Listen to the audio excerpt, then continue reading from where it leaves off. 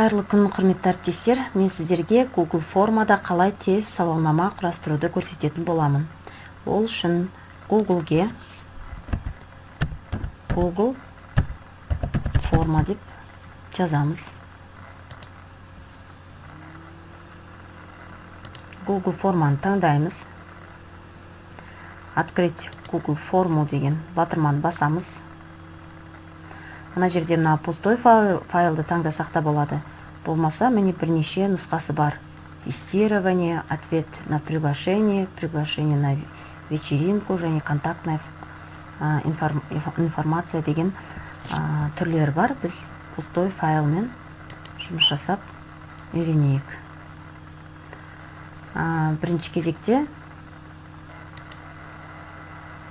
настройка жасап алайық. Настройка жасаған кезде мына формамыздың атауына тема таңдасақ болады.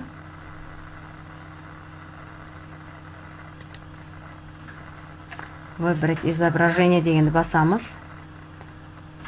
Одан кейін кез келген мына жердегі суретті таңдай бересіздер. Өздеріңізге ұнаған бір сурет таңдайсыздар. Мысалы,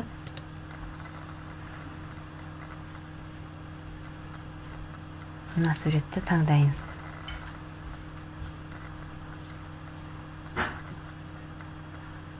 Міне, сурет қоймай-ақ жасай берсеңіздер де болады. Мен сіздерге бірден жаңағы настройкаларын көрсетіп кетейін дедім. Одан кейін тема, цвет темы дейді, цвет фона. Мына фон таңдалып тұр. Қосымша фонды таңдасаңыздар болады. Міне. Енді формамызға атау береміз, е.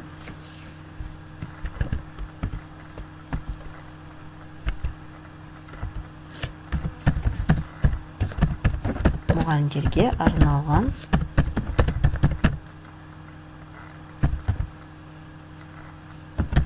сауалнама деп жазайық. Описаниесінде жазуға болады. Мұғалімнің ақпараттық құзыреттілігін анықтауға арналған сауалнама деп қосып жазып жіберсек те болады.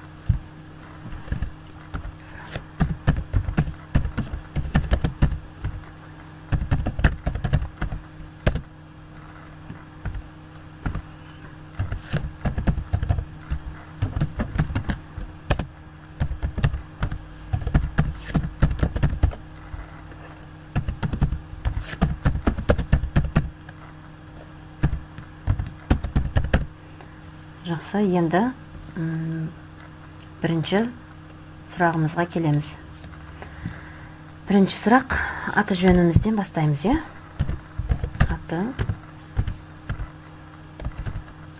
жөніңіз кім?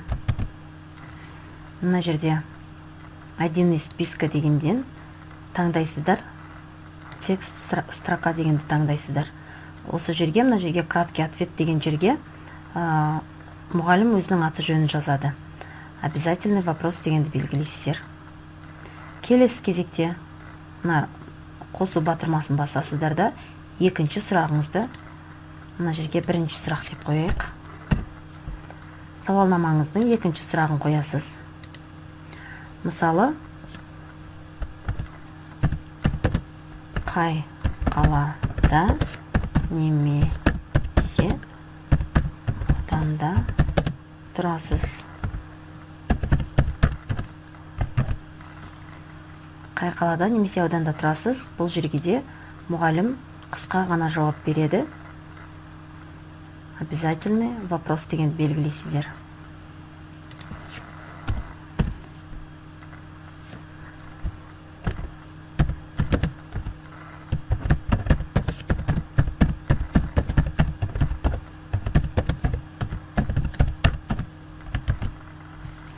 Енді өздеріңіз қандай сұрақ қойғыларыңыз келеді, оны өздеріңіз құрастыра бересіздер. Мен мысал ретінде жазып жатырмын. Енді қай пәннен сабақ бересіз?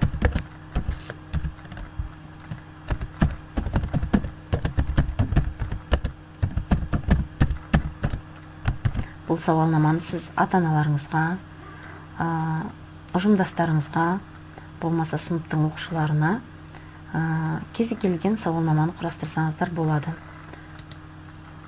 Қай пәннен сабақ бересіз? Текст строканы таңдадық. Обязательный вопрос. Төртінші сұрақ.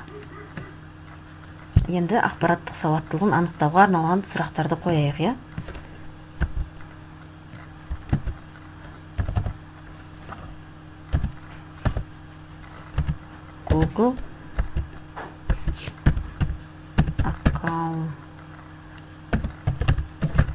Google аккаунтыңыз бар ма? Google аккаунтыңыз бар ма? Текст строка. Обязательный вопрос. Тағы да келесі 5-ші сұрақ. Gmail почтаңыз ашылған ба?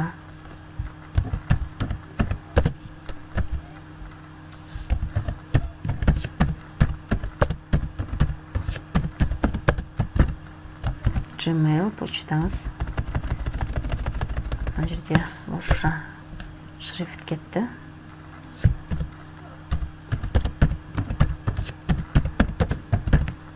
Gmail почтаңыз ашылған ба?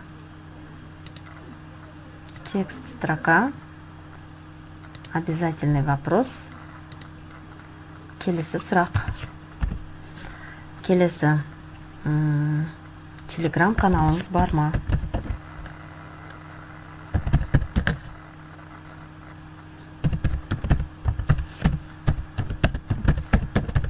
Телеграм каналыңыз бар ма? Болмаса, жалпы телеграмда тіркелгенсіз бе? Телеграм каналда бізде сабақ өткен, өте ыңғайлы, өткені телеграмның керемет мүмкіндіктері бар. Келесі сұрағымыз. YouTube каналыңыз бар ма?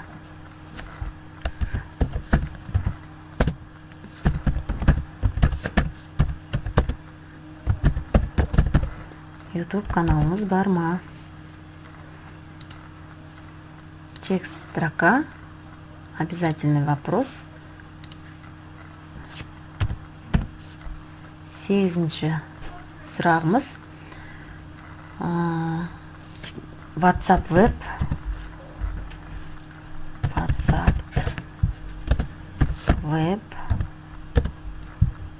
және Telegram веб орнатқансыз ба? Яғни компьютеріңізге орнатқансыз ба? Өйткені біз қашықтан сабақ берген кезде сілтемемізді WhatsApp вебке немесе Telegram вебке жіберіп отыру үшін компьютерімізге орнатып алуымыз қажет. WhatsApp веб немесе Telegram вебті орнатып алғанымыз қажет. Текст строка. Егер мына жерде ұзағырақ мәлімет алғыңыз келсе, текст абзац дегенді басасыздар. Бізге қазір қысқа ғана жауап керек, сондықтан текст строканы таңдап отырмын. Осылай не анықтағыларыңыз келеді, сол сұрақтарды қоя бересіздер. Google форма. Орысша жаза берейік. Google форма. Жұмыс жасай аласыз ба?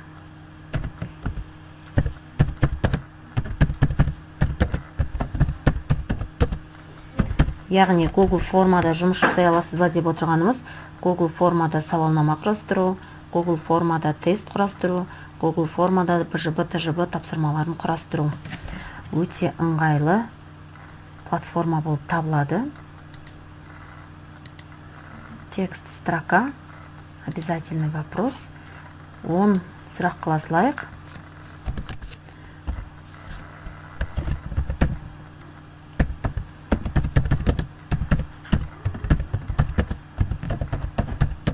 Сауалнама пайдалы болды ма деп 10-ші сұрақты бұл жерге текст абзац деп қояйық енді. 10-ші сұрақты сауалнама пайдалы болды ма деп текст абзацты таңдайық. Өйткені мұғалім өзінің ойын жалпы толық жеткізу үшін қорытынды сұрақ ретінде, иә, обязательный вопрос дейміз. Болды, біздің сауалнамамыз дайын болды. Міне 10 сұрақтан тұратын сауалнамамыз дайын болды. Енді қалай отправка жасаймыз? Бұл жерде екі түрлі жолмен жасауға болады. Бірінші түрі, мына жерде отправить батырмасын басамыз. Мен тестпен шатастырып жатырмын. Электронный почтамен емес, біз ссылкамен жібереміз, иә. Мына батырманы басасыздар, ссылканың батырмасын, одан кейін короткий URL дегенді таңдайсыздар. Мені сіздерге қысқа ссылканы жасап берді. Осы ссылканы копировать етесіздер. Одан кейін міне менде WhatsApp тұр, WhatsApp веб, Telegram веб тұр. Telegram вебке кез келген өзіңіздің жаңағы жіберетін чатыңызға, міне мысалы менде Алмас оқушы дейді, осында сауалнамамызды жібере береміз. Міне. Енді келесі бір отправка жасайтын түрі тағы да. Мына жерден настройка доступа дегенді басамыз. Екінші жолы. Осы жолы мына жерде изменить дейміз. Мына жерде доступ ограничен деп тұр. Бұл жерде доступные пользователям, у которых есть ссылка дейміз. Ссылканы дайындап береді бізге. Мына ссылканы копировать етеміз.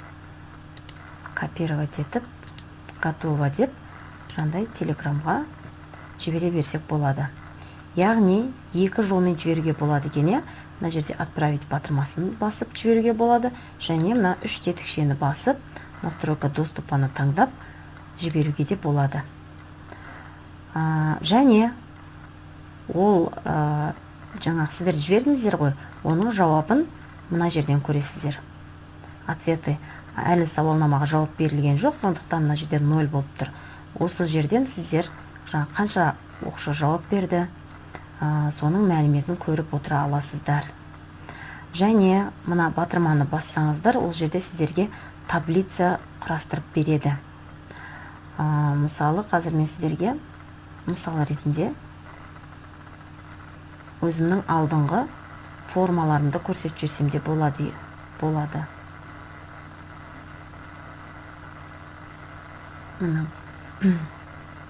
Қазір Google-дың өнімдері ашылады. Сол жерде мен өзімнің Google документімнің ішінен, Google дискімнің ішінен дайын форманы көрсетейін.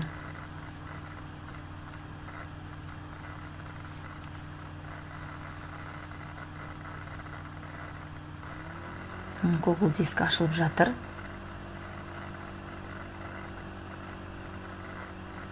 Google диск ашылды.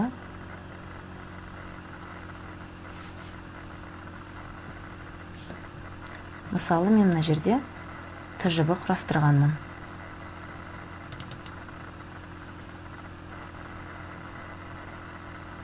Сегізінші сыныпқа әдебиеттен 490-ға 90-дық жиынтық бағалау құрастырғанмын. Бірақ бұл жерде міне көріп тұрсыздар ғой, вопросы, ответы 12 оқушы жауап берген. Ответы дегенді өздеріңіздің Google дисктеріңіздің ішінен ашасыздар. Сол кезде міне 12 баланың жауап бергені, міне статистикасы көрсетіп тұр. Міне қанша оқушы жауап берді, кімдер жауап берді. Енді отдельный пользователь дегенді бассаңыздар, жеке-жеке оқушыны қарап шықсаңыздар болады. Міне мына батырманы басасыздар. Мына жерде Миятбек Айланы 8-ші Ә сыныбында оқиды. Қай сұрағы дұрыс, қай сұрағы бұрыс. Жеке-жеке мына жерде 4-ші сұрағы қате болыпты. 5-ші сұрағы қате болыпты. 6-ші сұрағы да. Міне мына сұрақтар қате болған. Мына жерде дұрыс жауапты белгілеген. Осылайынан кезек-кезек әр оқушыны көрсеңіз болады. Отдельный пользователь деген батырманы басу арқылы. Енді таблицаны бассаңыздар, сіздерге таблица етіп шығарып береді. Міне таблица күйінде шығарып берді. қанша қашан тапсырғаны, қаншада тапсырғаны, балы, оқушының аты жөні, сыныбы, яғни сіз қандай сұрақ қойдыңыз, сол сұрақтың барлығын міне таблица күйінде құрастырып берді. Google форманың мүмкіндіктері өте керемет. Міне балалардың толтырған жұмыстарының барлығы тұр. Енді өздеріңізге мына жерге міне настройка доступа деп настройка доступаны басып, разрешить доступ всем, у кого есть ссылка деген батырманы басып, мына ссылканы алып, оқушылардың жауабын оқушылардың жаңағы Telegram чатына немесе WhatsApp чатына жіберсеңіздер болады. Осылайынан болмаса сақтап алсаңыздар да болады. Мысалы, файл батырмасын басасыздар.